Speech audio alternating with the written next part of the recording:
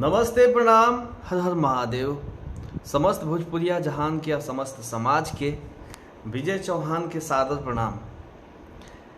दिनांक 26 फरवरी 2023 यानी 26 फरवरी के लंका मैदान गाजीपुर में चौहान स्वाभिमान महारैली के आयोजन कल गई बा।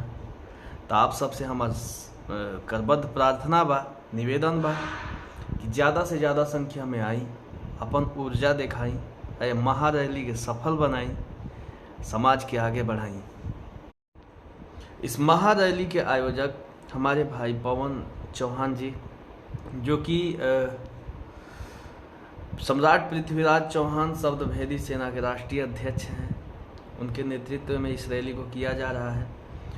तो आप सब ज़्यादा से ज़्यादा संख्या में आए और इस महारैली को सफल करें। जय जवान, जय किसान, जय विज्ञान, जय चौहान।